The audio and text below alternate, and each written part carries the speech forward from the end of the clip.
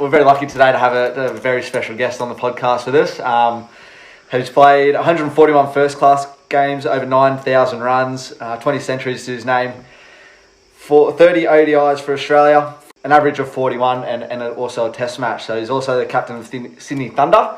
We're very lucky to have Callum Ferguson on the show with us. How are you, Callum? Yeah, very well, thanks. Good to be with you guys. Yeah, lovely. Yeah. We just wanted to chat mainly about cricket today. We've got a few other things to throw in here and there, but we'll mainly just chat about cricket as that's what you're well known for.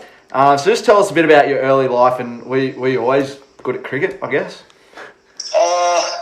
Look, I played a lot of it in the backyard as a kid, so I actually grew up at my basically next door to Adelaide Oval at Memorial Drive Tennis Club. My dad was the head tennis coach there. I was a bit of a black sheep of the family, playing cricket and choosing that as a sport. But I always played a lot of it in the backyard, or we'd be up on the hill at Adelaide Oval during a Shield game. My brother and I playing cricket up there for hours. So I suppose going into junior cricket, I played out of my age a fair bit, and I guess it was always something that I felt like I was reasonably good at, and performed reasonably well at it at junior level. So I just couldn't hit the ball off the square. I was a bit small back then, so that was the only frustrating thing. But I'd bore everyone to death and just bat for hours. So that's the way to do it. Nothing wrong with not that. sure I'd make it too far as a young bloke coming through these days playing that way. But no, I did okay in underage stuff and really enjoyed it, and started my junior cricket at Prospect Cricket Club. Were you in the state team pretty much for most of your childhood and teenage years? Like, were you always in the underage state squads? Yeah, I was. I was in the under 13s, 14s, 15s, all the way through. So I was probably a year above my age, I think, from memory, through the 13s and 14s and 15s. And then I played 4 years of 19s and 3 years of 17s. So played a lot of underage carnivals with South Australia, which I absolutely loved, and hanging around with the older guys taught me a lot at a young age. Absolutely. Sure. Yeah, he was pretty good at it. obviously, you're very good on the cricket field, but who would have been the best in the backyard? It's funny. I was talking to my dad about 7 or 8 years ago. Well after, obviously, I'd chosen to play cricket and my brother had chosen to play tennis, and he stands by his statement that I was a better tennis player and he was a better cricketer, so I'm not sure about that. I'm not sure about that, but he stands by it, so we both went the wrong way by all reports. Yeah. Are you right into the tennis still? You still play a bit, or not? I like to.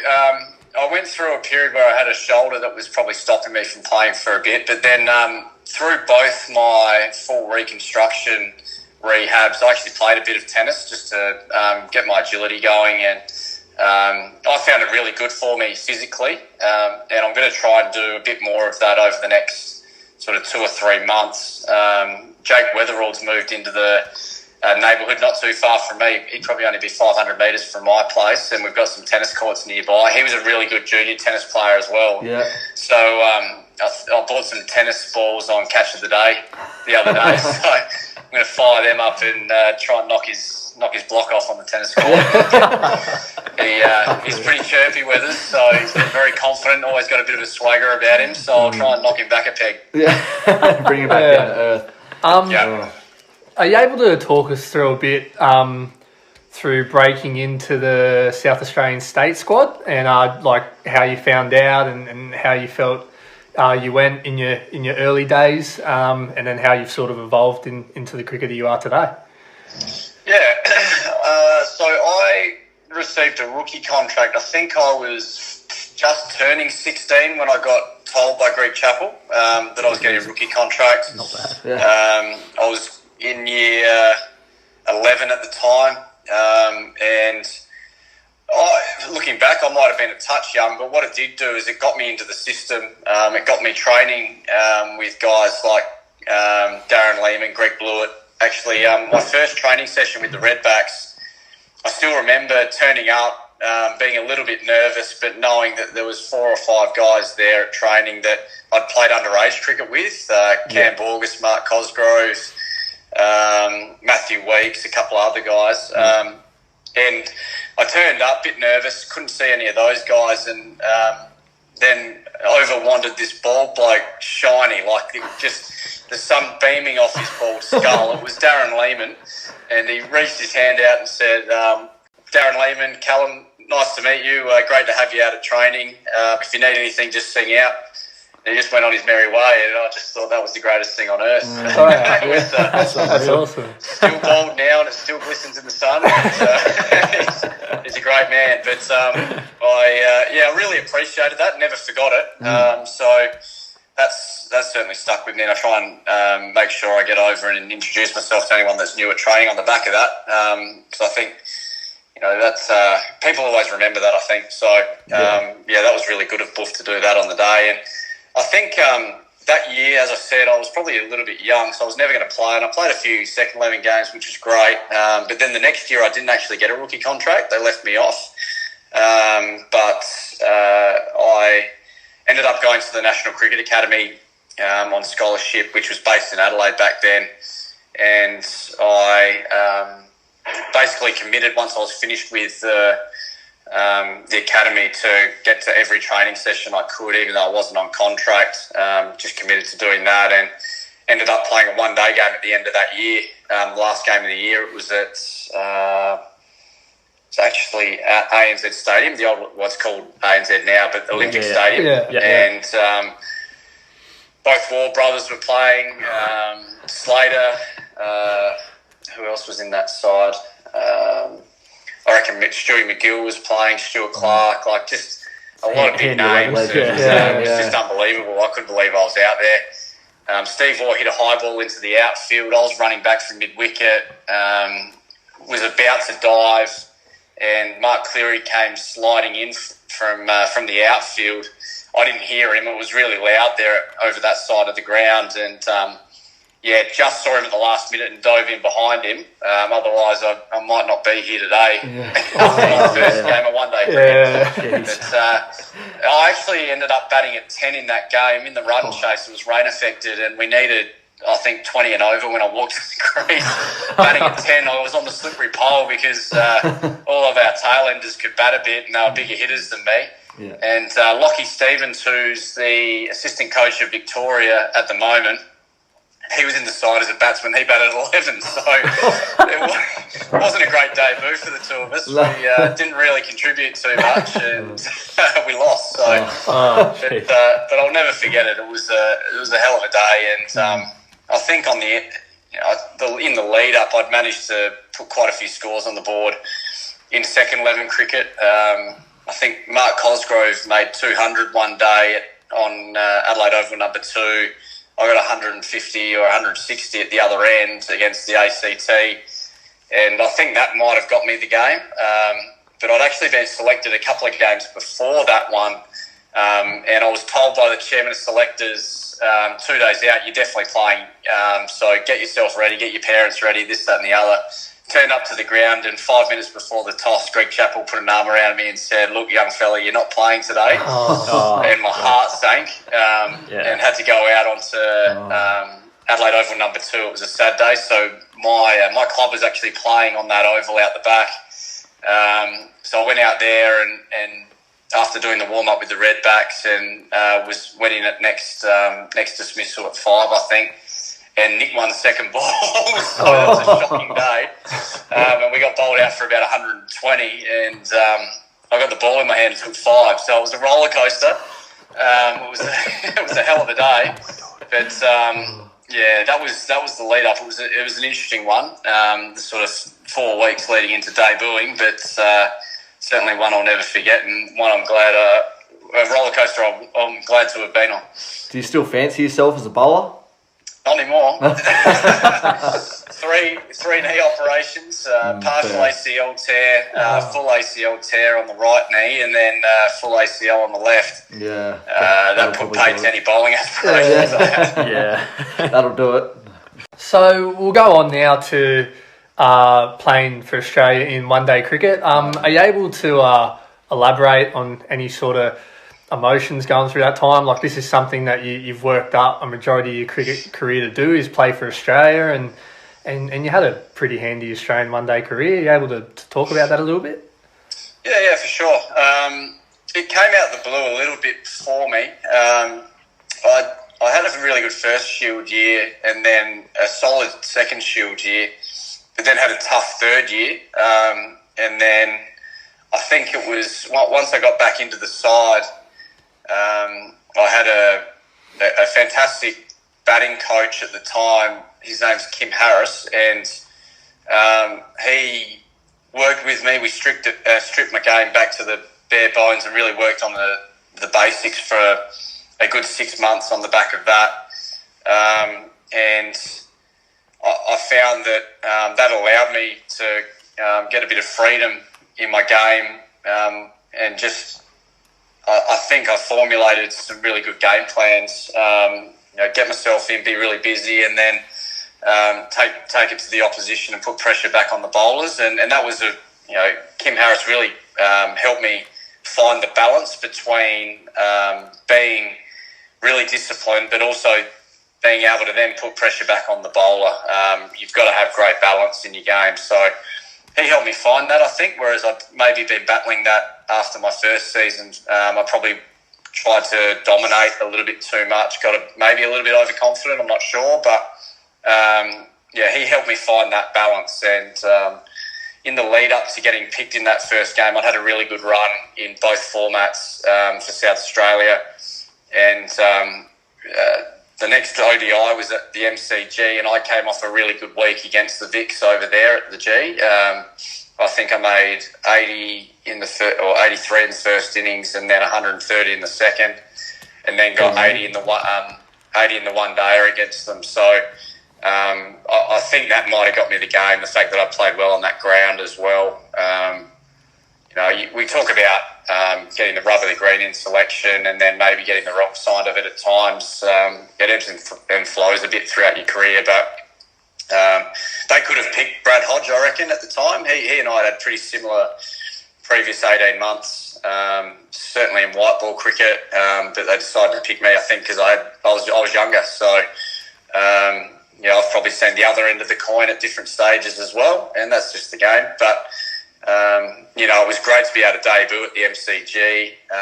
Sure. Certainly, having played a bit of cricket there in the previous 2 weeks, and so I had my cap handed to me by perhaps the greatest Victorian cricketer of all time, Shane Warne. So I played a little bit against him, and to receive the cap from him was just out of this world, completely and utterly surreal. And everything that he said rang true with how he played the game. Enjoy it, and being the Victorian that he is, enjoy playing on the greatest cricket ground in the world, and loves it. In front of the greatest fans. It was a bit of a chuckle around that, but it was. And then he talked about just you've been picked because you're good enough, and he really proceeded to pump my tyres up after that, and had me ready to run through a brick wall after he handed me my cap. So it was a great moment and something I'll never forget. So I just, it was magical and surreal. And after the game, after we won, Mike Hussey dragged me in with a few of the guys, and we sat down and had a beer. It's very busy around the Australian cricket team. Guys are getting pulled left, right and centre to go to media for different meetings, but he grabbed, there was probably 6 or 7 of us, and we sat there and had a couple of beers and talked about it, and it was great to play and a win first up, that's for sure. Yeah, for sure. Do you remember how you went, batting-wise? I think I was 6 not out or something like that. I can't remember, maybe 8 not out. I didn't get much of a crack at it. Went in the last few overs. The guys had done the job at the other end. So it was a nice way to ease into it, I guess you could say. Yeah, definitely taking it out. Yeah, get the red ink. So not a bad result. But I think I stood at the other end while Cameron White belted him around in the last over. So that was, that wasn't bad viewing. Yeah, for sure. Definitely not. Well, we'll go through your Test debut as well. Just tell us about how you found out and receiving a bag of green, and just talk us through like the highs and lows of it, really, and what emotions you felt. Yeah, look, I'd not been long back from my injury, so I'd had my most recent knee reconstruction and missed the second half of the previous season. I'd been in really good form leading into that. I think I had 500 at Christmas in the Shield in 5 games, and then the one-day stuff was going well, and then blew my knee out, unfortunately, on the eve of the Big Bash. So I missed the second half of that year, and then got myself right for the start of the next season. I had a really good one-day season, which obviously used to precede the Sheffield Shield a number of years ago now. And then in the first Shield game that I'd played in about 12 months, I made 100 at the Wacker in the first innings, and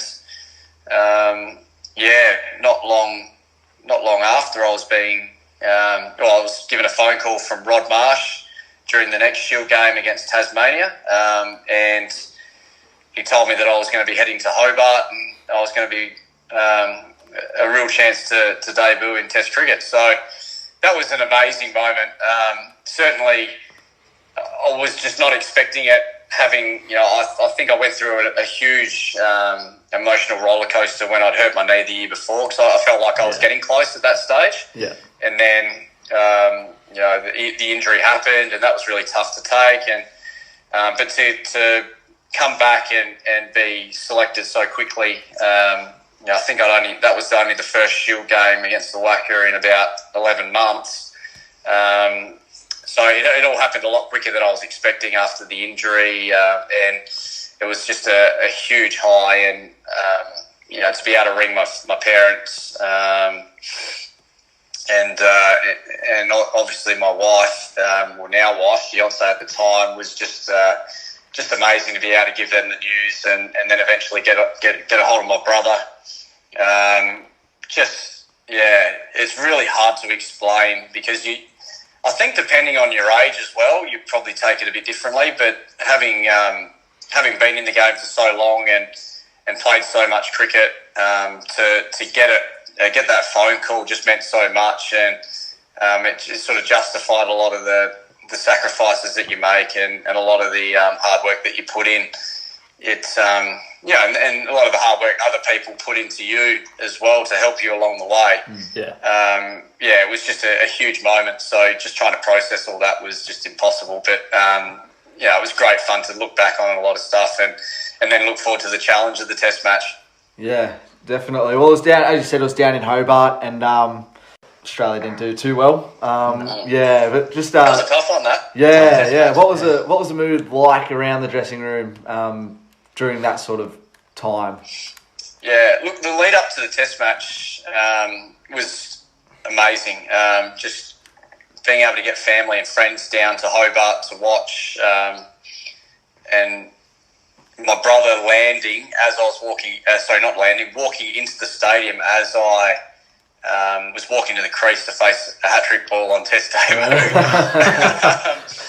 It was amazing timing, but it was a great build-up. Everyone was fantastic in the Australian dressing room. Leading into the Test match, certainly as a new player into the Test group, it wasn't apparent to us that the team was under a lot of pressure. I think Joe, Manny, and I knew that the team was under a lot of pressure, but the guys just didn't show it, and certainly everyone was up for the fight, and everyone was very positive leading into it. It was obviously a tough one, losing the toss down there, but I'd had a little bit of success down there on some interesting wickets leading into that Test match, so that didn't worry me too much. But certainly their attack worries most batsmen, especially when there's a wicket that has a bit of assistance about it. So for sure. they certainly bowled very well, and set us back early. It was a tough week. It certainly was, and you could tell that there was a fair bit of stress involved for a lot of people in the group.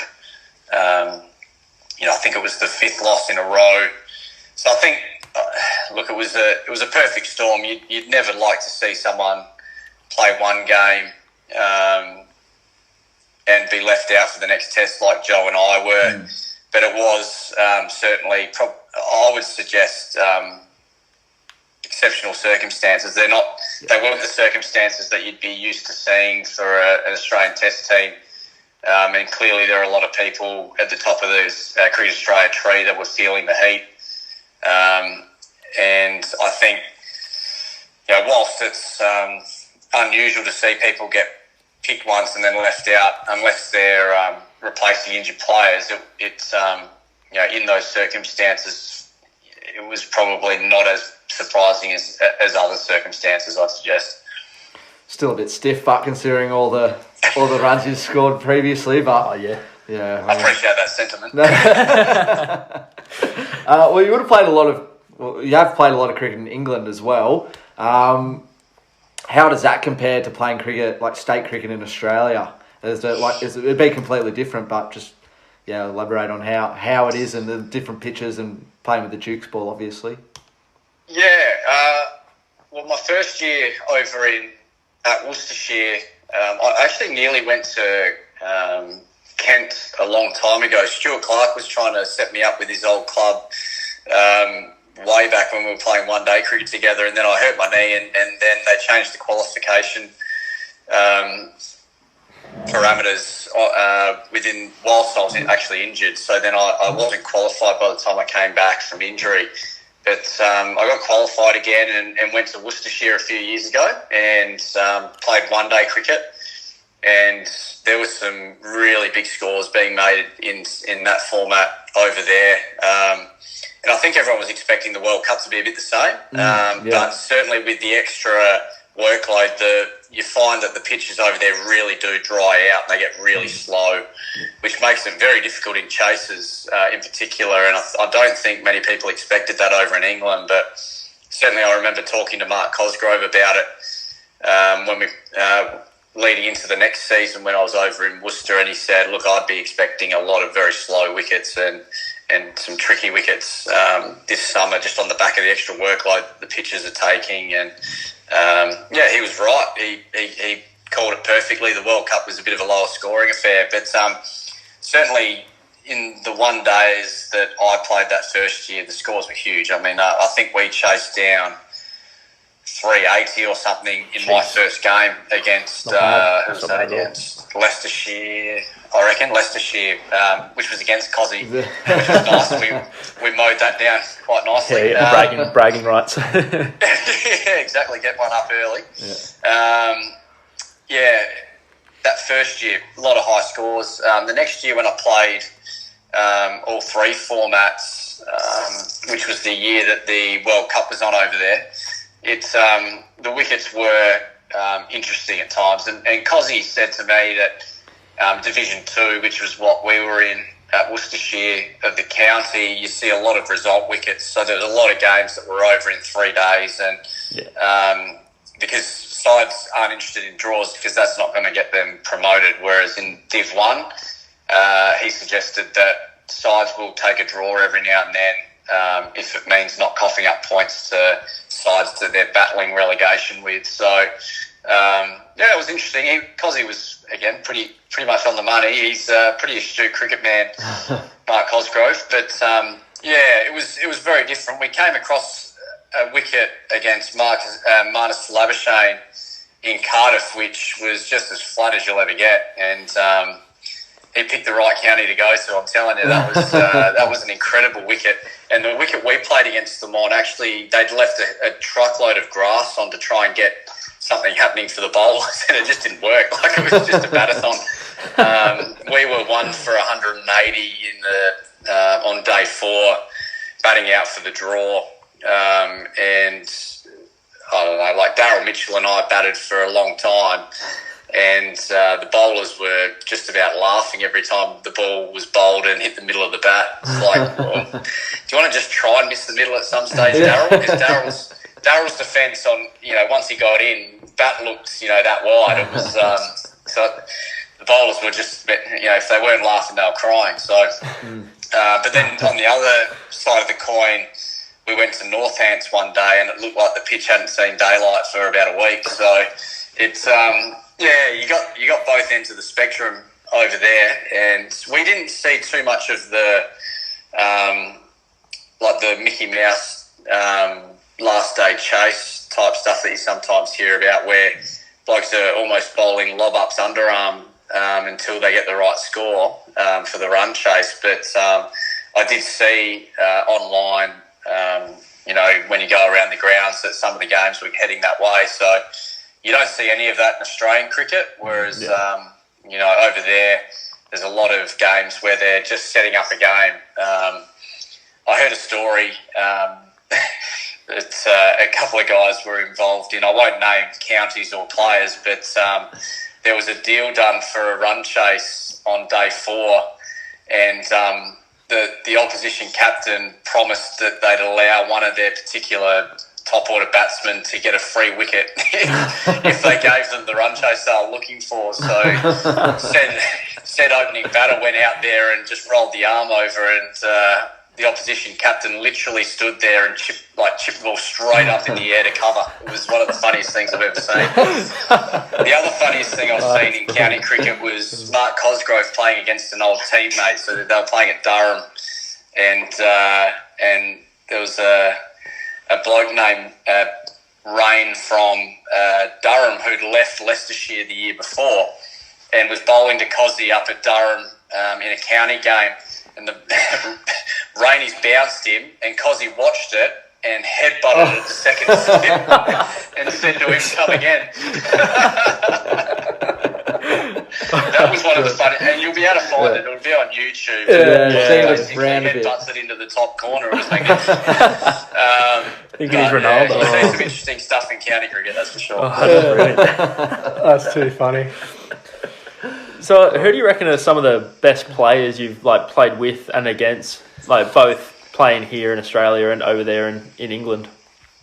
Yeah, I've come across quite a few unbelievable players. I was lucky enough to play some international cricket against some of the best. I remember playing, and not just that, but around the world in different competitions, but playing against A.B. de Villiers was something else. He's just one of the incredible talents, and we've all seen what he can do. But I suppose bowlers that I've faced, some of the most challenging, I think there's, let me think. Ajmal from Pakistan is probably one that really comes to mind. His ability to spin the ball both ways was incredible. Shoaib Akhtar, I caught him at the back end of his career, and he was just about done. And we were playing in Dubai, which probably suited us a little bit because it was 40 degrees most days, and he lasted about 2.5 overs before he blew a gasket. So in his younger days, no doubt he would have been able to keep the pace up for longer, but certainly for the 2.5 overs that he came steaming in each spell, they were quick enough, let me tell you. But he was probably at the back end of his career then. Dale Steyn was one guy who could really ramp it up, and one of the most skillful fast bowlers I've come across as well. I remember talking to Brad Haddon before I played him for the first time. He basically said to me, look, he'll try and swing the new ball and he'll be bowling nippy, but he won't be bowling as quick as he can. He'll be trying to use his skill.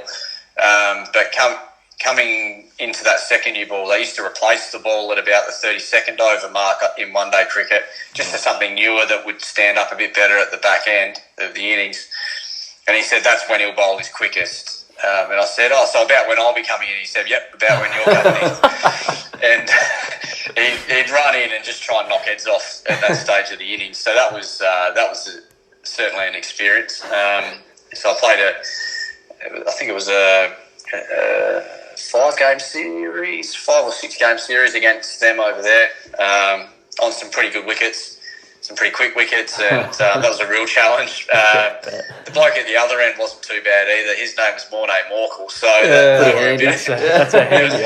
There was a bit happening out there against them. It's a handy lineup. Actually, Wayne Parnell was playing in that series as well, and I ended up playing with him at Worcestershire, funnily enough. So it's a small world, and it's funny how you end up running into other players down the track. But, they were a challenge, that side. That's for sure. I think I just missed Shane Bond, which was a great result. We came up against them in the Champions Trophy final that I actually blew my right knee out in the 48th over in the field. So I was batting at 8, I think, with my legs strapped as straight as you can imagine, and it was. I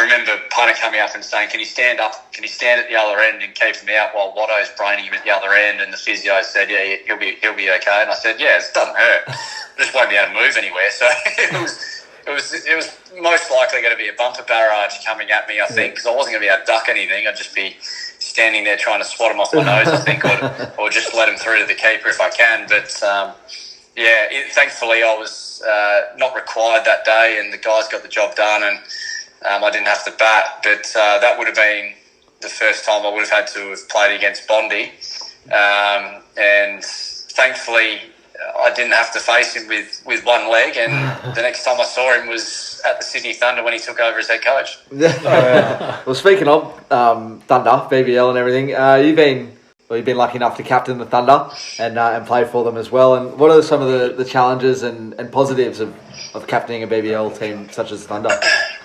Yeah, look, we're blessed at the Thunder with a group of young guys that are desperate to learn, desperate to get better, just a really easy side to lead.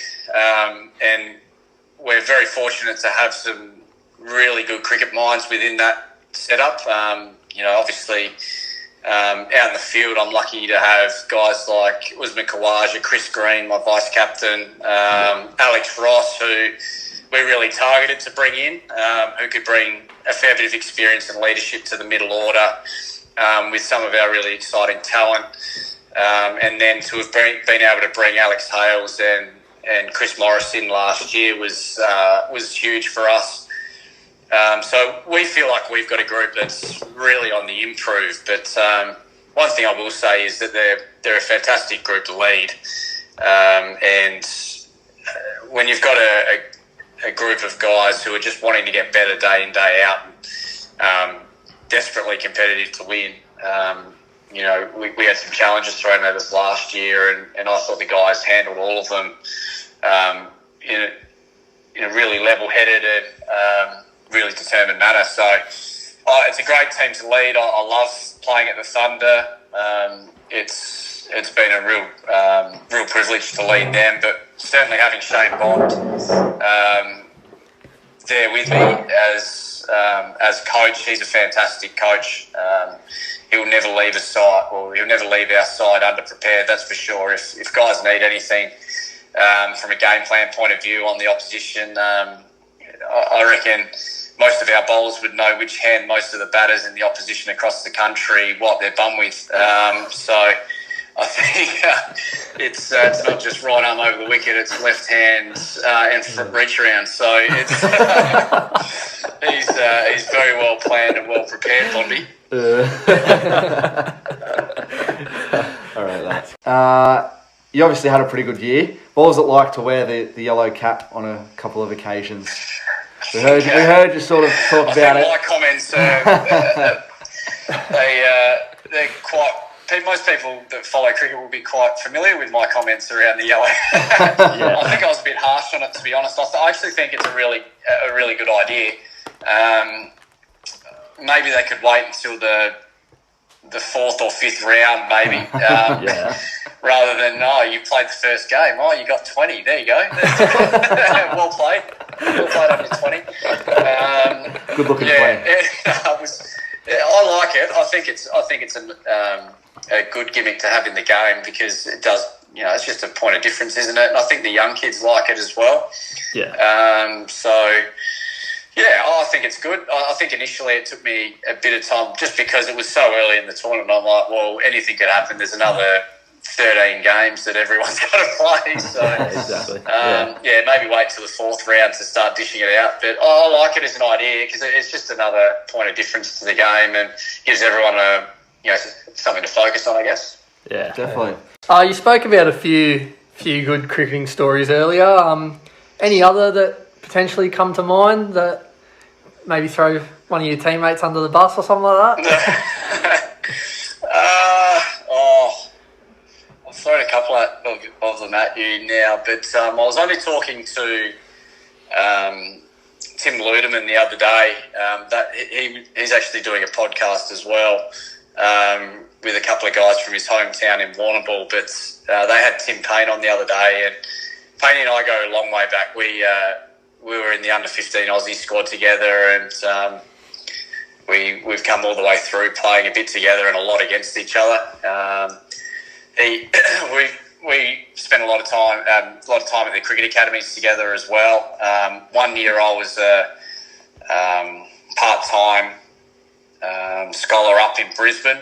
He was full-time that year. I'd just done 2 full years, so I was just in and out up there that year. But a few of the guys were kicking the footy around at Mount Gravatt Footy Club, which was just up the road from the Griffith University campus up there in Mount Gravatt. And we were staying there for the winter in Brisbane. So a few of the guys were kicking the footy around on a Saturday, and the local footy coach, he saw them kicking the footy around in the halftime of the twos, and obviously the twos were playing before the ones, and he came over and said, "Geez, you blokes look like you know what you're doing. Any chance you want to lace them up for the ones?" And in the next half an hour, the boys watched the twos play, and at the end of that game, racing around in the dressing room trying to flog footy boots off the twos players so that they could get themselves out in the park in the ones.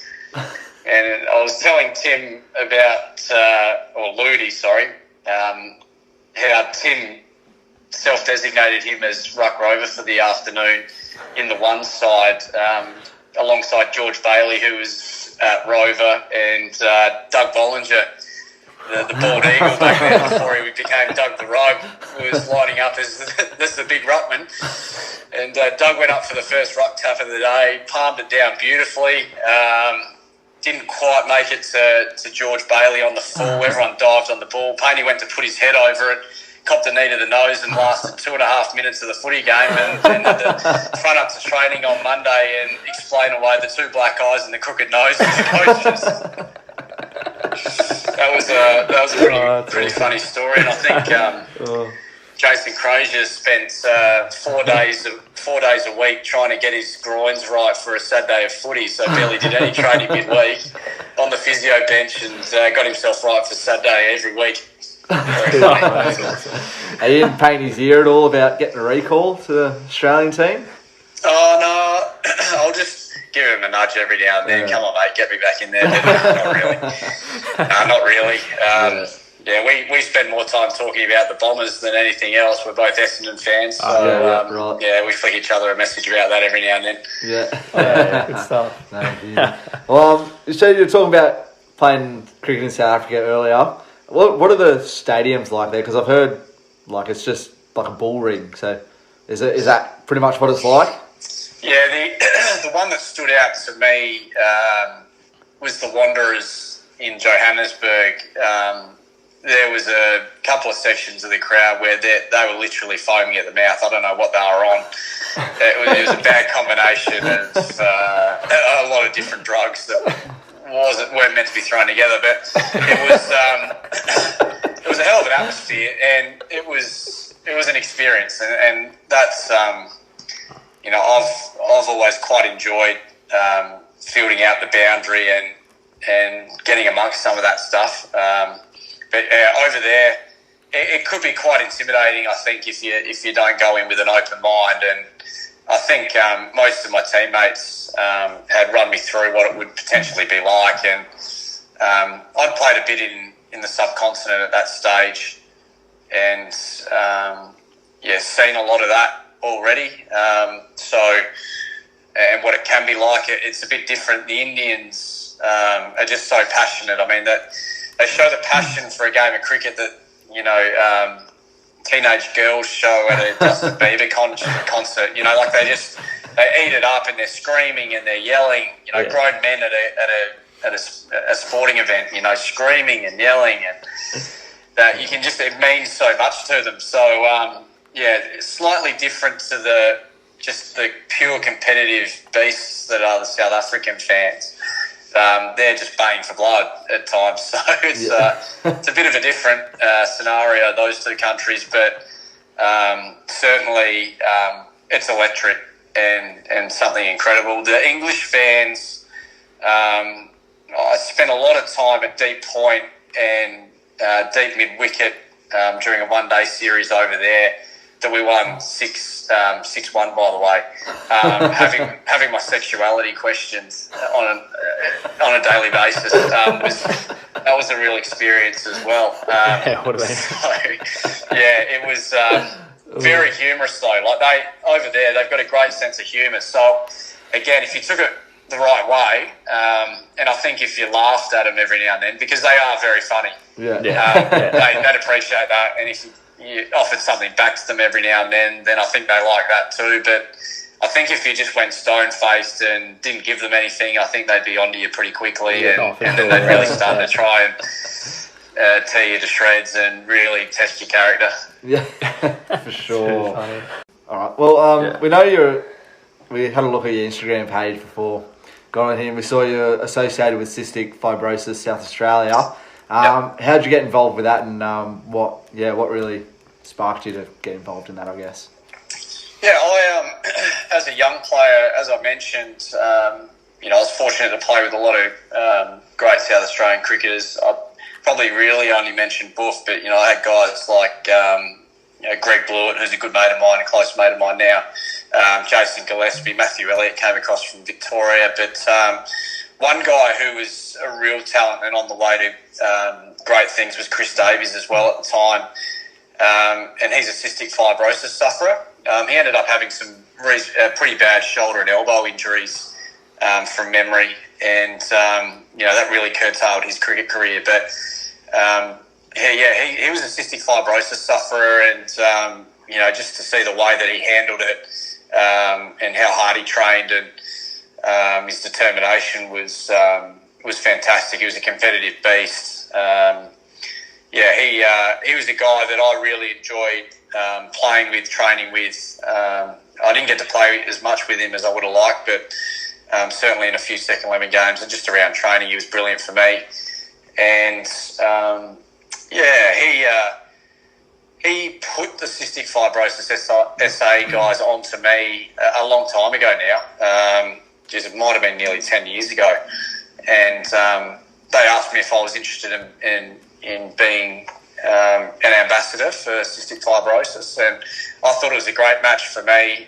Obviously, having known Chris, and he really looked after me as a young player and showed me the ropes and wasn't afraid to knock me back into place when I needed it, and certainly got around me when I deserved it as well. And he and his wife Simone were fantastic to me as a young player. So he's now actually the football operations manager for Port Adelaide Power in the AFL. He's achieved so much in his life, and he's a great inspiration for cystic fibrosis sufferers. So he was the reason I got involved, and I've absolutely loved it ever since. The last couple of years I haven't been able to do too much, having gone to England and played, so I've sort of played 5 years in a row, but I'm hoping that certainly this year I'll be able to get involved a little bit more than I had in the past, and it's certainly a cause that I've really enjoyed being a part of, and hopefully for a long time into the future. Yeah, it's definitely important cause to get behind, as you've done so yourself. And one thing I just want to touch on just briefly is a few weeks ago, us three boys had the pleasure of speaking to Gus Wallen, who very heavily involved with his Men's Health Foundation, Gotcha for Life. And I just want to ask you, particularly being Men's Health Week at the moment, what does men's health mean to you, particularly at a time where South Australian cricket went through quite a tough time a few years ago after events that have been pretty well documented? I just sort of want to get your idea of what men's health was interpreted as, particularly within the South Australian cricket group. Yeah, we obviously had a really tough time coming out the back end of the loss of Phil Hughes, who was such a popular player within our group and across the country. I think for us it was really trying to band together and stick tight and make sure we're all checking in on each other because, I think whilst that was a very, it was very personal to us as a group, a lot of people, and it probably just highlighted it to us, a lot of people are going through losses that we never know about. Sometimes we do hear about them and we can get around each other, but if we're not constantly talking to each other and building our relationships to a deeper level, for me, I think we might just see someone who's a little bit grumpy at training or a bit flat or, not quite their bubbly self. If we don't ask after each other and ask, how are you going, mate? Is everything okay? Because sometimes we might just think, he's just being a grumpy bugger, but there might be a bit more to it. And I think, there might be times where someone who's quite chirpy is very quiet and, he's just probably having a bad day. Well, if we don't actually ask, we won't ever find out. We won't be able to be there for them, I suppose. And I think that was something that I really took from it, is just to, probably check in on my mates a little bit more often and probably be a little bit more aware of the behaviours of my friends and take a bit more notice of, whether they're themselves at the time or whether they're not. And that might be the time I need to ask, how are you travelling? But if I haven't seen one of my friends for a while, just check in and send a message and, reconnect, because a lot of us are going through things that we don't necessarily offer up to people unless, we ask or we are asked. So, I think that was just a couple of little things that I took from it, because, so many people are going through tough times and we may never know if we never ask. So, it was a really tough time, and I'm really proud of the way that our guys at the Redbacks got around each other and supported each other, because we had a couple of guys that were more affected than others by it because they were closer to Phil for whatever reason. I think it was just a real reminder to help each other out and get around each other a bit more frequently, build deeper relationships, because you just never know, do you? Yeah, exactly right. Absolutely. Thank you for that. Yeah, it affected all of Australian cricket. And I think everyone handled it really well. Yeah, the way it was portrayed afterwards. So, I think that's all. Yeah, that's all we're looking for. Yeah, we really appreciate you giving up your time, Callum. I know you're a busy man, and we're just three blokes, so we really, really appreciate it. Yeah, thanks for chatting to us. Not a problem at all. It's been good fun, guys. It's been great. Right. Good luck with the podcast. Lovely. Thanks, Thank you very much. Thanks, Callum. Good luck with the pre-season. Yeah, good luck. Looking forward to you Thanks, scoring plenty of runs. Yeah. Thanks for that, guys. Appreciate it. Lovely. Thanks, Thanks, Callum. Take care. You too. See you later. Bye. See ya.